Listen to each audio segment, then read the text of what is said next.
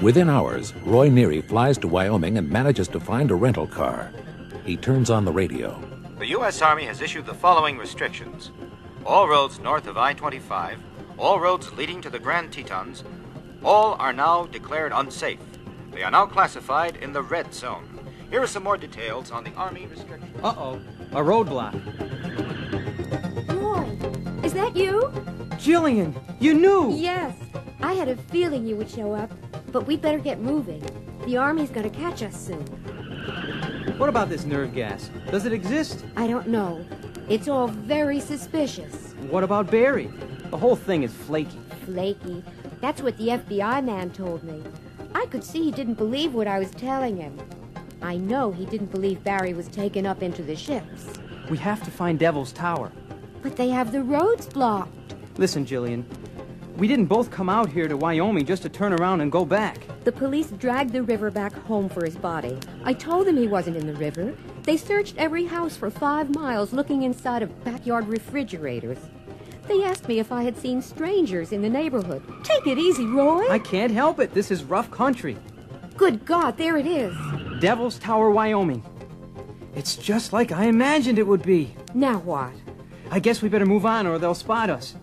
Isn't that a gas station? It looks like a good place to get undercover. Roy, do you hear that? Oh, that does it. They've spotted us. Let's move. Look, Roy. A dead bird. You want me to turn back? What killed it, Roy? I don't know. The Army would like us to think it was that nerve gas. I tell you, this whole nerve gas thing is a put-on. It's got to be a hoax. Then let's keep going. Roy drives across the plains, getting closer to the base of Devil's Tower. As he comes hard around a sharp bend, he brakes to a quick stop. 4 olive green vans stand in a row, blocking the dirt road. 4 men dressed in astronaut-type one-piece plastic suits with helmets and air tanks strapped to their backs flag him off the road. Oh, Mr. Neary, how do you feel? Fine. How do you feel, Major Benchley?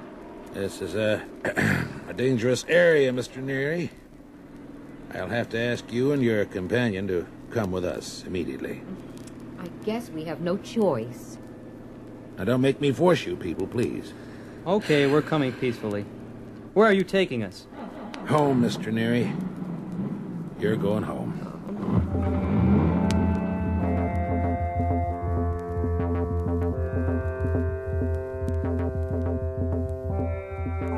At the base camp near the bottom of Devil's Tower, Roy meets Lacombe. Are you the boss? I would like to ask you some questions, Mr. Neary. Why? Please, Mr. Neary, we have very little time. I need answers from you that are expressly honest and to the point. So do I. Where's Jillian? Your friend is in no danger. Are you aware of the hazards you and your companion risked? That's a lot of baloney. There are toxins in the area. We're alive. I must ask you some important questions. Do you suffer from headaches? No. Insomnia? No. Have you ever been treated for mental illness? Not yet. Anyone in your family? No. Bad dreams? No. Have you recently had a skin disorder? No. Not unless you mean... Yes? Sort of a one-sided sunburn. But I wasn't out in the sun. Are you sure about the bad dreams? Well, I had this thing in mind. Could you be more specific? It wasn't much. Just an idea. Have you heard voices? No voices, no little green men. Mr. Neary, have you ever had a close encounter? A close encounter with something very unusual. Who are you? You tell me you imagined this mountain before you discovered its existence. How did it manifest itself? Shadows on the wall? Ideas? Geometric images? Slowly evolving until it was right? Yes! Yes! And you felt drawn, almost compelled to be here. I guess you might say that. Mr. Neary, what did you expect to find here? The answer! That's not crazy, is it? No, Mr. Neary, it is not. Thank God. Excuse me, Mr. Lacombe. It is time for Mr. Neary to be evacuated. No! I'm not going back. I'm not going on any bus ride home. Major, we must let him stay. You understand, don't you? Roy Neary was summoned. I am in charge of security, Lacombe. Neary goes. But he and the others, they drew their own version of the tower before they came here. They are not to leave. I have my orders from Comsec. I am in command now. No departure. Sorry, sir. Give me 5 minutes, then. Make it 3 minutes. David Laughlin, come here. We cannot let the Major send these people away. I will take the responsibility for keeping them here. The Major will not allow it. Somehow they must stay. Without them, this is all useless. Roy and Jillian are escorted to an army chopper waiting for takeoff. Roy, they're going to send us home. They're going to lift us out of here in a few minutes, and that will be the end. We will never find out what that mountain means. Then I will never find Barry. I still don't believe there's anything wrong with this air. No poison gas? It's got to be a ruse, especially after those questions about the sightings. Then why? The military doesn't want any witnesses here, but we're going to stay. How? You'll have to keep with me and run very fast. But we're going to take off soon. Now, run for it!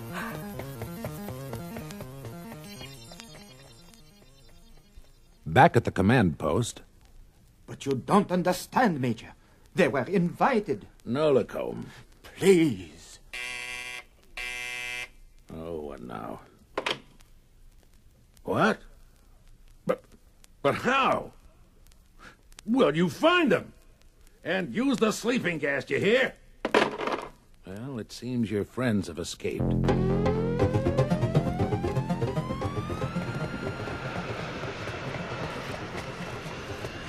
We have to keep moving. They'll be after us soon. Listen, Roy. Look, we've got to try for the ravine. They won't spot us there. What is that white cloud? That's how they did it. It's gas. Probably a sleeping aerosol. We'd better move to the other side. Get above the drift. Get down. Cover your nose and mouth.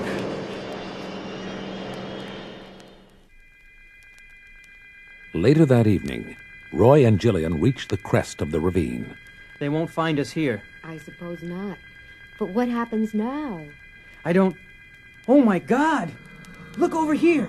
Roy, what is it? It looks like an airport, though not like any I've ever seen. Oh, kind of a cosmic port of call. Look at those landing lights. They must stretch out all the way to the horizon. And the lights on the walls of the ravine. Like a football stadium. Do you see that? Yes. Good. Then I know I'm not hallucinating. Those men in the white coats. They look like technicians. And at the base, in the corner, it looks like a gigantic pipe organ. I've seen one of those before, in a magazine. It's an electronic synthesizer. I know that. It's the tune Barry was playing on his toy xylophone. This is unbelievable. Ladies and gentlemen, take your positions, please. This is not a drill. They're all looking up at us. No, not at us. At the sky. Look!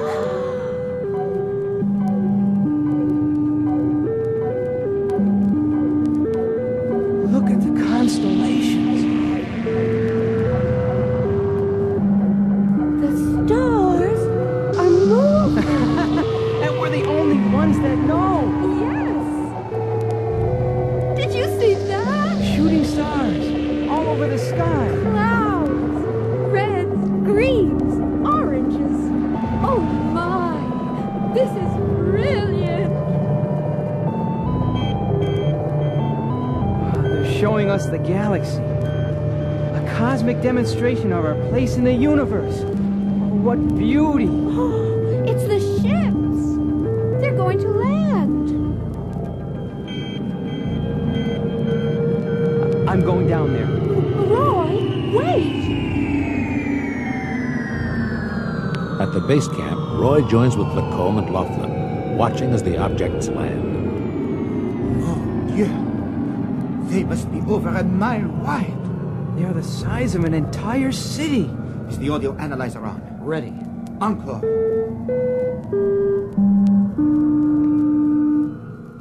Play it again.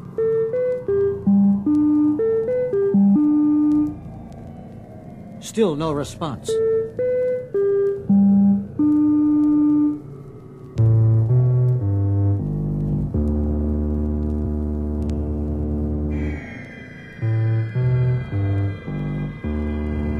That, my friend, is our language of communication. They are teaching us their musical vocabulary. Something is opening. Cover your eyes. The heat! Like the last time! I am Claude Lecomte. They're men. 7 of them. Yes, our missing pilots from Pensacola. Please, gentlemen, accompany this officer. Who are they? Patience, Mr. Neary. All in good time. Lacombe. They haven't aged a day since 1945. Einstein was right. Time and relativity. Barry! It's Barry! I went up in the air. I saw our house. I saw you go up in the air. Did you see me running after you? Yeah! Well, Roy? I just want to know what's happening. You know, it's like the first day of school. Yes. You are a critical factor in this case, Roy. I am convinced of that. Look at the ships. Are they going away? Soon. We must talk about Mr. Neary's case. It's important that Mr. Neary be made a part of this project. Mr. Neary, I envy you. What are those figures forming from inside? They have come to select their passengers. Mr. Neary, what is your blood type? I will need your date of birth and a record of your vaccinations. You mean I'm going? They seem to want you. But you must understand we have a problem of jurisprudence. The case could be made, effectively, that you are dead. In light of your destination, this document certifies that you accept that judgment. I'm going. Look at them. Barely 3 feet tall. They're friendly, I can feel it. Goodbye, Lacombe. Thank you. Best of luck, my friend. Goodbye, Jillian. Roy. It's time to go.